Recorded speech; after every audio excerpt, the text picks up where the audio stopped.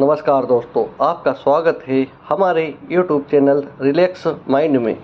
जय श्री कृष्णा मित्रों, स्त्री कौन सा पाप करती है, जाने इस वीडियो में। अपने पति से दूर रहने वाली स्त्री कौन सा पाप करती है, क्या आप जानते हैं? मित्रों, इस संसार में कई सारे पुरुषों को कुछ कार्यों के कारण या फिर कुछ मजबूरी के कारण अपनी पत्नी से दूर रहना पड़ता है, किंतु जब एक स्त्री अपने पति से दूर रहती है तो क्या वह अपने मन को वासना से रोक सकती है या अपने पति धोखे में रखकर किसी पराये या अपने ही घर के पुरुष के साथ संबंध बनाती? और यह भी हम जानेंगे कि स्त्री का वह कौन सा अंग है जो रात में बड़ा हो जाता है और दिन में छोटा हो जाता है। नमस्कार मित्रों, आज का वीडियो आपके लिए बहुत ही ज्ञानवर्धक और शिक्षाप्रद होने वाला है। आज हम आपको बताएंगे कि स्त्री का कौन सा अंग है जो रात को बड़ा हो जाता है और दिन में छोटा हो जाता है। इसके साथ ही साथ हम कुछ और भी चर्चाएं इस वीडियो में करेंगे जो आपके जीवन में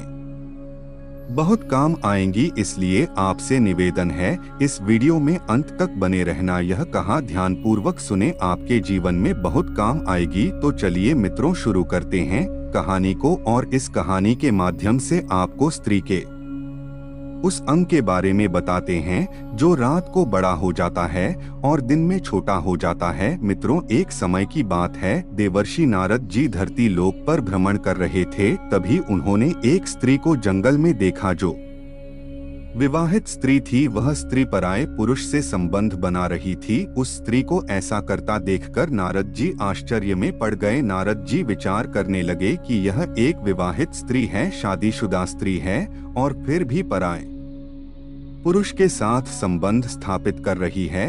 ऐसा करना एक विवाहित स्त्री के लिए ठीक नहीं है।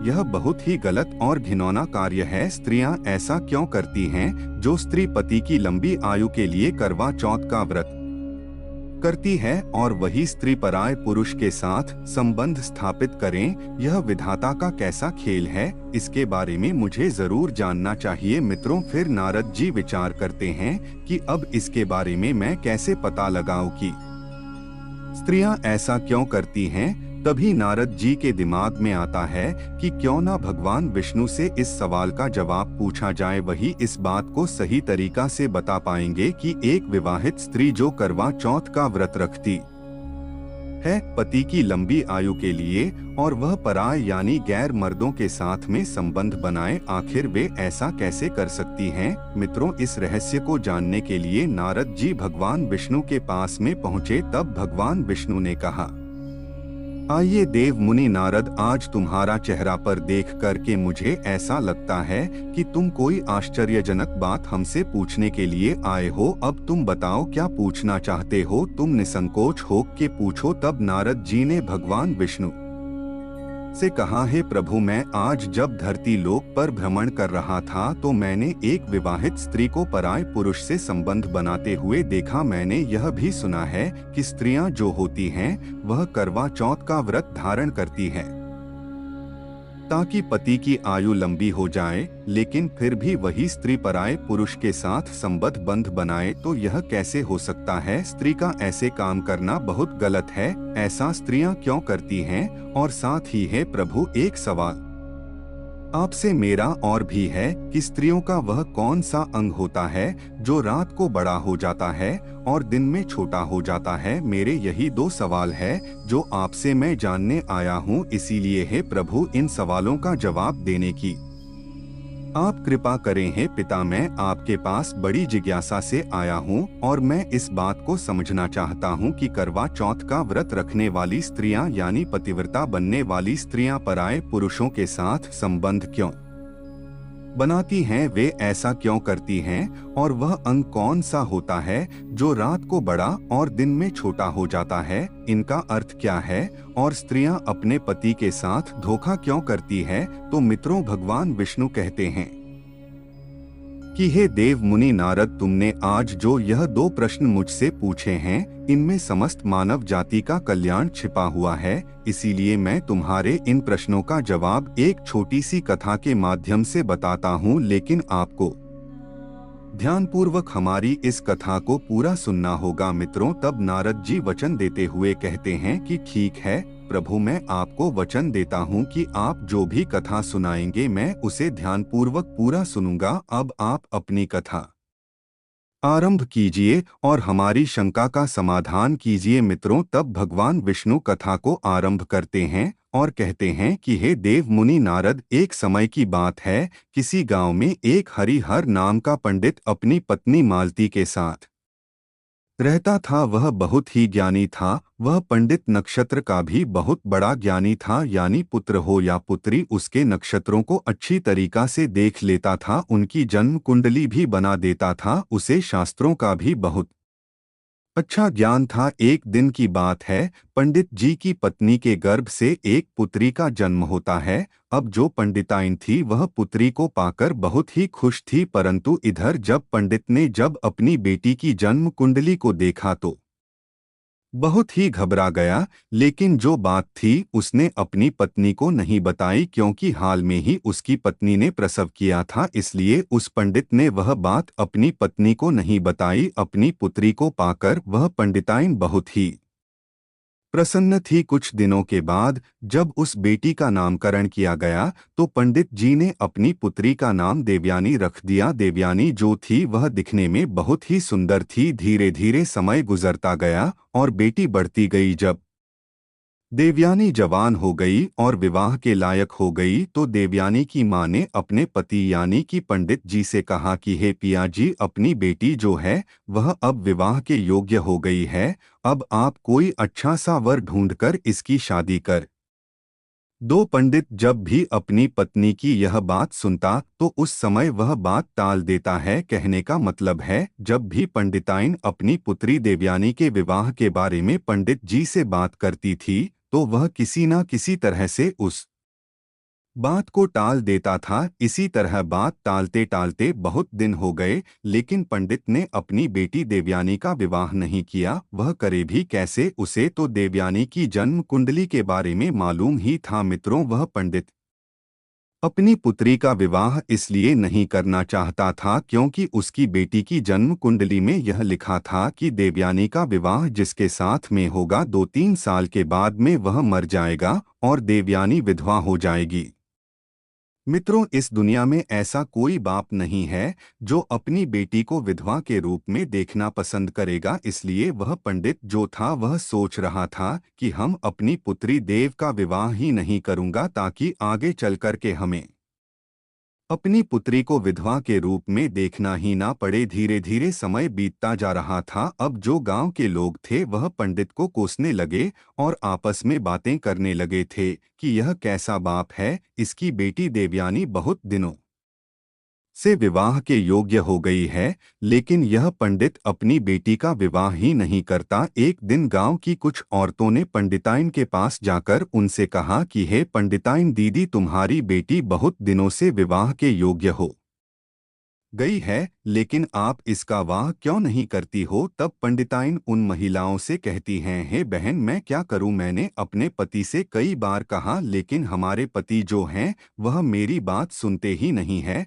गांव की औरतों ने कहा, आप फिर कहो, बार बार कहो और अपनी बेटी का विवाह करवाओ। शायद तुम नहीं जानती, जवान बेटी को अधिक समय तक घर पर नहीं रखना चाहिए, उसके तुरंत हाथ पीले कर देना चाहिए। मित्रों, फिर महिलाओं की बात को सुनकर के वह पंडिताइन उन महिलाओं से कहती है, ठीक है, आज जब हमारे पति आएंगे तब मैं उनसे कहूंगी या तो इसका विवाह कर दो या तो इसका गला दबाकर अपने हाथों से इसे मार डालो। मित्रों, फिर पंडिताइन अपने घर के अंदर आती है और बहुत ही क्रोध में बैठ जाती है। शाम का समय होता है तो पंडित जी अपनी जजमानी से घर पर आते हैं तो पंडिताइन को क्रोध में बैठे हुए देखते हैं तो पंडित जी कहने लगे कि अरे भाग्यवान, क्या बात है, किसी ने कुछ कह दिया है क्या जो तुम्हारे चेहरे पर इतना क्रोध झलक रहा है। तो पंडिताइन ने सारी बात कही और कहा कि आपको तो शर्म है नहीं, अरे आपको तो लोग कुछ कहते नहीं, लेकिन पता है आज गांव की औरतों ने मुझे कितने ताने मारे। और कहा कि कितने वर्षों से बेटी जवान है और आप विवाह ही नहीं करती। शायद आप यह नहीं जानती कि जवान बेटी को अधिक समय तक घर पर नहीं रखना चाहिए। ऐसा करने से माँ बाप को पाप लगता है। जितनी जल्दी हो सके जवान बेटी का विवाह कर देना चाहिए। लेकिन आपको तो शर्म है ही नहीं। आप दूसरों को उपदेश देते हो और खुद अपनी बेटी पर ध्यान नहीं देते हो। मित्रों, पंडित जी ने बात को टालने की बहुत कोशिश की, लेकिन पंडिता ने कहा कि आज मैं तुम्हारी कोई बात या तो बेटी का विवाह कर दो या इसे अपने हाथों से मार डालो। आज मैं तुम्हारी कोई बात सुनने वाली नहीं हूँ। लेकिन मित्रों, जो बात थी, पंडित जी अपनी पत्नी को बताता है और कहता है, ठीक है, अब तुम ज्यादा ही जिद कर रही हो, तो चलिए मैं कोई अच्छा सा वर ढूंढ करके इसका विवाह कर दूंगा। फिर वह पंडित अपनी पुत्री देवयानी के लिए वर ढूंढने लगता है। एक दूसरे गांव में देवयानी के योग्य लड़का मिल जाता है और उसके साथ में अपनी बेटी का विवाह कर देता है और अपनी बेटी की विदाई कर देता है। उसकी बेटी जो है वह 2-3 साल तक खुश रहती है और तीसरा साल व्यतीत होने के बाद में उसका जो पति था उसकी अब मृत्यु हो गई। तब पंडित अपनी बेटी देवयानी को घर पर बुला लाता है, क्योंकि उसके ससुराल में और तो कोई था नहीं। कुछ समय के बाद में पंडित जी ने दूसरा वर ढूंढा और दूसरा विवाह कर दिया। जब देवयानी अपने ससुराल में गई, उसके कुछ ही सालों के बाद जो दूसरा पति था वह भी गुजर गया। अब तो पंडित जी को बहुत दुख हुआ। पंडित जी फिर अपनी बेटी को घर पर बुला ला हैं। उधर पंडिताइन ने विचार किया, ऐसी क्या बात है कि मेरी बेटी की शादी दो जगह हुई, लेकिन दोनों जगह से विधवा हो गई। अब इधर पंडिताइन भी बहुत दुखी हुई। उसके बाद में पंडित जी ने तीसरे वर की खोज की। तीसरा लड़का मिल जाता है और जब तीसरे लड़के के साथ में अपनी बेटी देवयानी का विवाह किया, तब विदाई के समय पंडित जी ने अपनी पुत्री देवयानी से कहा कि बेटी, तुम अपने ससुराल जा रही हो, चाहे दुखी रहो या सुखी रहो, चाहे आपके जीवन में कुछ भी हो, लेकिन स्वयं ही उस दुख सुख को देखना। मेरे घर पर आज के बाद मत आना। आप यह समझ लेना कि तुम्हारे माता पिता इस दुनिया में ही नहीं है। इतना कहने के बाद में अपनी बेटी को विदा कर दिया। अब बेटी तो अपनी ससुराल चली जाती है और इधर पंडिताइन जब अपने पति से बेटी के प्रति ऐसा कहते हुए सुना था, तो पंडिताइन ने अपने पति पंडित जी से कहा कि स्वामी, एक बात बताओ, आपने अपनी बेटी से ऐसा क्यों कहा कि आप समझ लेना कि आपके माता पिता इस दुनिया में नहीं है, हमारे घर पर कभी मत आना। अरे वह आपकी बेटी है, आपने उसे यह क्यों कहा कि स्वयं अपना ध्यान रखना, पति का ध्यान रखना, आप उसे ऐसा कैसे कह सकते हैं? तो मित्रों, पंडित जी अपनी स्त्री को अपनी पुत्री की कुंडली के बारे में बताना तो नहीं चाहते थे, परंतु पत्नी के बार बार पूछे जाने पर उसने अपनी स्त्री से कहा कि हे प्रिय, जब हमारी पुत्री का जन्म हुआ था तब मैंने अपनी पुत्री की जन्म कुंडली देखी थी। उसके नक्षत्र विवाह के प्रतिकूल थे। उसकी जन्म कुंडली में दोष था कि हमारी पुत्री का विवाह जिससे भी होगा वह 2-3 साल के बाद मर जाएगा या उससे पहले भी उसकी मृत्यु हो सकती है। हे प्रिय, अब हमारी उम्र भी हो चुकी है, हम अपनी पुत्री को कब तक बैठाकर खिलाते रहेंगे? कल को यदि हम ना रहे तो हमारी पुत्री यहाँ क्या करेगी? अगर वह अपने घर पर रहेगी तो क्या पता भगवान की कृपा होगी और उसके पास बाल बच्चे हो जाएं तो बड़े आराम से अपना जीवन गुजार लेगी, ससुराल में व्यतीत कर लेगी। मित्रों, अपने पति की बात सुनने के बाद उस पंडित की पत्नी को अपने ऊपर बहुत शर्म आने लगी कि मैंने अपने पति को कितना बुरा भला कहा, परंतु उन्होंने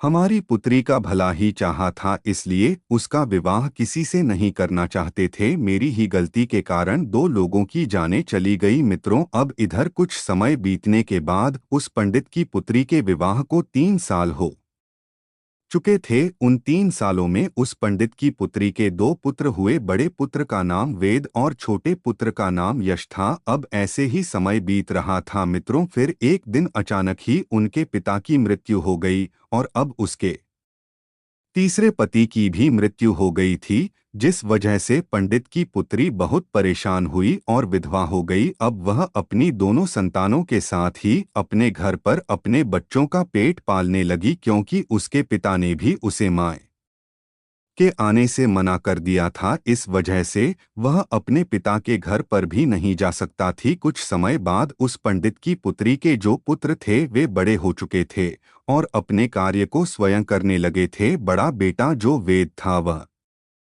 एक व्यापारी बन चुका था और शहर में उसका खुद एक व्यापार था। वह अनाज की खरीदारी करता था और उसे शहर में ले जाकर बेचता था। उसकी राशन की एक बहुत बड़ी दुकान भी थी। वेद का एक बहुत ही अच्छा मित्र था जिसका नाम श्याम था। वह उसके गांव के बगल वाले गांव में रहता था। वेद का जो छोटा भाई था यश, अभी वह पढ़ाई कर रहा था। जब वेद बड़ा हो गया और अपने पैरों पर खड़ा हो गया तो उसकी मां ने उसका विवाह पास के गांव की एक लड़की जिसका नाम धारिणी था उससे कर दिया। धारिणी बहुत ही शर्मीली लड़की थी। वह जितनी शर्मीली थी उतनी ही रूपवती भी थी। वेद की पत्नी बनने के सारे गुण धारिणी के अंदर विद्यमान थे। धारिणी जिस गांव में रहती थी उसी गांव में श्याम रहता था। जब वेद की शादी हो गई तो कुछ दिनों बाद वेद फिर से व्यापार के सिलसिले में अपनी पत्नी धारिणी को गांव में ही मां की सेवा के लिए छोड़ गया। अपने व्यापार को संभालने के लिए वह शहर चला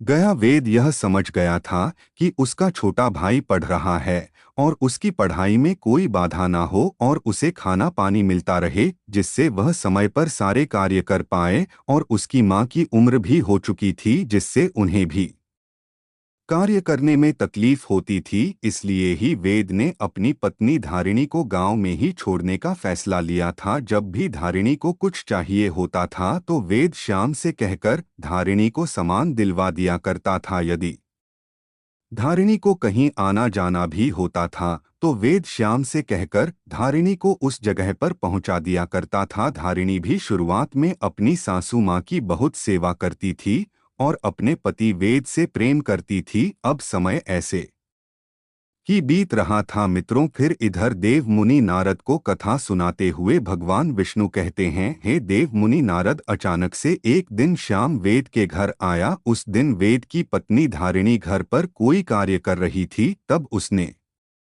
बाहर से आवाज लगाई कि भाभी कहाँ हो, बाहर निकल करके आओ, आपके पिताजी की तबीयत बहुत ही खराब है और उन्होंने मुझे आपके पास भेजा है और वे आपसे मिलना चाहते हैं। जब धारिणी ने श्याम की इतनी बात सुनी तो भागती हुई श्याम के पास पहुंची। अब इतने में धारिणी की सासू मां भी आ जाती है। जब श्याम को बाहर देखती है तो वह श्याम के घर आने का कारण पूछती है।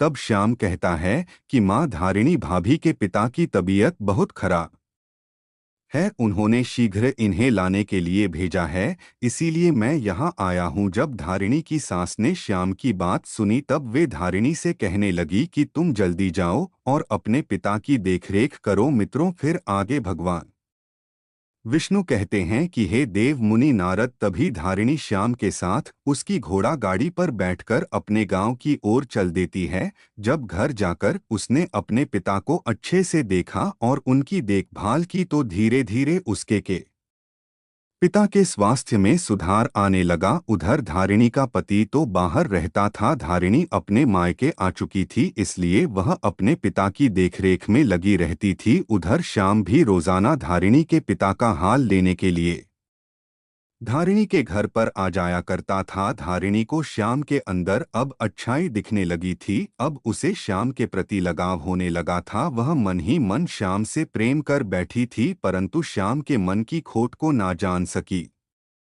क्योंकि श्याम एक अयाश लड़का था। वह कोई काम धाम तो करता नहीं था, बल्कि उसे तो जुआ की लत पड़ चुकी थी। साथ में वह स्त्रियों के साथ गमन भी करता था। वही अपनी वासना की पूर्ति के लिए वह वेश्याओं का गमन करता था।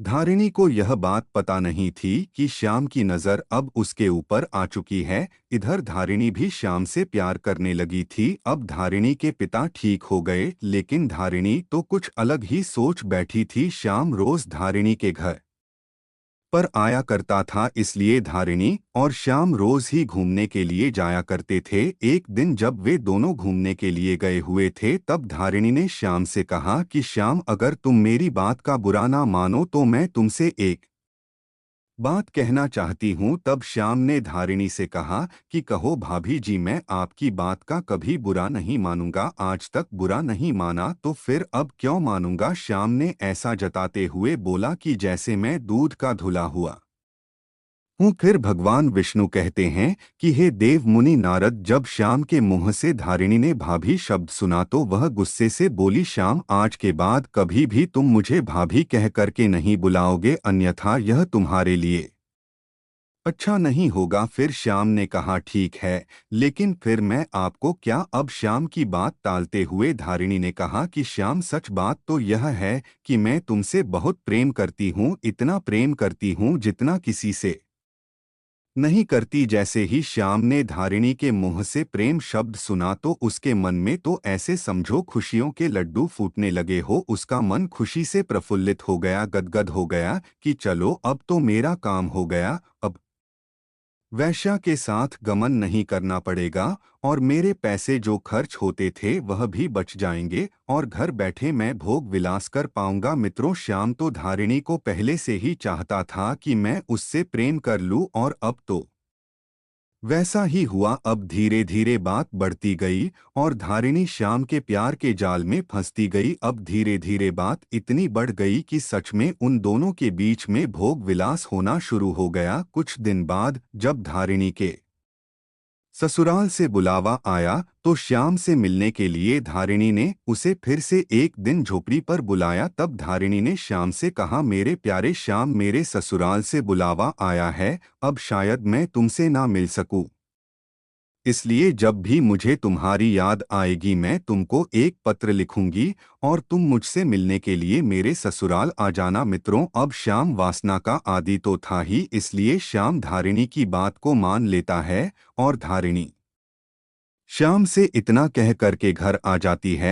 अब धारिणी के पिता उसको उसके ससुराल छोड़ने के लिए फिर से श्याम के घर जाते हैं, क्योंकि धारिणी का कोई भाई नहीं था ना कोई बहन थी, इसीलिए धारिणी को ससुराल ले जाने के लिए उसके पिता को कोई उचित व्यक्ति नहीं दिखा, इसलिए वह श्याम को घर बुलाने के लिए श्याम के पास में गए। जब उसके पिता श्याम के घर पहुंचे तब उन्होंने श्याम से कहा कि बेटा श्याम, तुम मेरी पुत्री धारिणी को डोट उसके ससुराल छोड़ आओ, उसके घर से बुलावा आया है। जब श्याम ने धारिणी के पिता के मुंह से यह बात सुनी तब उसने कहा, ठीक है पिताजी, मैं धारिणी को उसके ससुराल छोड़ दूंगा। मित्रों, फिर आगे भगवान विष्णु कहते हैं, हे देव मुनि नारद, अब क्या था, श्याम धारिणी को उसके ससुराल छोड़ने के लिए अपनी घोड़ा गाड़ी पर बिठाकर ले जाता है। अब दोनों घोड़ा गाड़ी पर बैठकर जंगल के कच्चे रास्ते से होते हुए धारिणी के ससुराल पहुंच जाते हैं। फिर उधर श्याम धारिणी को उसके ससुराल में छोड़कर अपने घर को लौट जाता है। जैसे ही दोनों को 2-3 दिन व्यतीत होते हैं तो अब धारिणी को श्याम की याद आई, क्योंकि वह जब अपने घर पर थी तो रोज झोपड़ी में श्याम से मिलने के लिए जाया करती थी, इसलिए अब वह वासना की पूर्ति के लिए श्याम को पाना चाहती थी, उससे मिलकर एक बार उसके साथ में फिर से भोग करना चाहती थी, क्योंकि उसका पति वेद तो अपने घर से बहुत दूर शहर में रहता था, वहां पर अपने बीवी बच्चों का पेट पालने के लिए और उन्हें अच्छी जिंदगी देने के लिए वह व्यापार वहां पर करता था। वेद मुश्किल से 5 या 6 महीने में एक बार अपने घर पर आता और 5-6 दिन के बाद वह पुनः चला जाता था। एक दिन जब धारिणी से रहा नहीं गया तो उसने खत लिखा। धारिणी ने उस खत में लिखा कि हे प्यारे श्याम, मुझे तुम्हारी बहुत याद आ रही है और मुझे ऐसा लगता है कि मैं अब तुम्हारे बिना रह नहीं सकती, इसीलिए आज तुम मुझसे मिलने के लिए मेरे घर पर आ जाओ। अब क्या था, जब श्याम को धारिणी का खत मिला तो वह फौरन उससे मिलने के लिए उतावला होकर के चल दिया। उधर धारिणी भी अपने गांव से बाहर आ चुकी थी। जब श्याम धारिणी के ससुराल जा रहा था तभी श्याम को धारिणी रास्ते में मिल गई। अब श्याम और धारिणी दोनों वहां साथ साथ घूमने के लिए चल दिए। धारिणी की सास को यह पसंद नहीं आ रहा था कि उसकी बहू किसी पराये पुरुष के साथ ससुराल में ही घूमे, अपने मायक में घूमे तो बात अलग थी, परंतु वह तो ससुराल में ही किसी पराये पुरुष के साथ घूम रही थी। वह उसे बुलाने आता था तो भी धारिणी की सास को पसंद नहीं आता था। मित्रों, फिर आगे भगवान विष्णु कथा को सुनाते हुए कहते हैं, हे देव मुनि नारद, आप जिसको देख करके आ रहे हो, यह उसी स्त्री की कहानी मैं आपको सुना रहा हूँ। अब आगे सुनो। उधर श्याम भी धारिणी से मिलकर चला जाता था और फिर से 3-4 दिन बाद वह वापस आता है। जब यह घटना 5 से 6 बार हुई तब उसकी सास ने एक दिन धारिणी से कहा कि धारिणी, ऐसा नहीं चलेगा, जब तक मेरा पुत्र अब घर नहीं आ जाता तब तक तुम घर पर किसी को नहीं बुला सकती, चाहे वह तुम्हारे मायके से आने वाले तुम्हारे पिता हो या और कोई हो। मित्रों, जब धारिणी ने अपनी सास की यह बात सुनी तो वह बहुत क्रोधित हुई, लेकिन कुछ बोल ना सकी। अब अगले दिन धारिणी ने श्याम को खत लिखा कि श्याम, अब तुम मुझसे मिलने के लिए कुछ दिन बाद आना, क्योंकि मेरी सास को मुझ पर शक होने लगा है। जब मेरी सास घर पर नहीं रहा करेगी तभी मैं तुमको बुलाऊंगा। उधर श्याम अपनी काम वासना रोक नहीं पा रहा था। मित्रों, फिर इसी बीच धारिणी की सास एक दिन 5 दिनों के लिए तीर्थ स्थल पर चली जाती है। फिर क्या था, अब तो धारिणी को जैसे ही छूट मिल गई हो, अब वह फटाफट श्याम को बुलाती और उसके साथ घर में ही संबंध स्थापित करती। और जब उसके देवर की स्कूल से छुट्टी होती थी तो उसके आने से पहले ही श्याम को घर से बाहर निकाल देती थी। एक दिन की बात है, जब धारिणी ने श्याम को अपने घर बुला रखा था तभी अचानक से धारिणी का देवर यश वहां पर आ जाता है। तब वह देखता है कि उसकी भाभी धारिणी श्याम को रसोई घर में बैठाकर खाना परोस रही है। यश को श्याम के चरित्र के बारे में सब कुछ पता था। वह जानता था कि श्याम किस प्रकार का लड़का है और वह कौन कौन से कार्य करता है। इसलिए यश ने अपनी भाभी से कहा कि भाभी, आप किसी ऐरे गैरे को इस प्रकार घर पर नहीं बुला सकती हैं। आपको यह वीडियो अच्छा लगा हो तो चैनल को सब्सक्राइब करें और कमेंट में जय श्री राधे लिखना ना भूलें। धन्यवाद।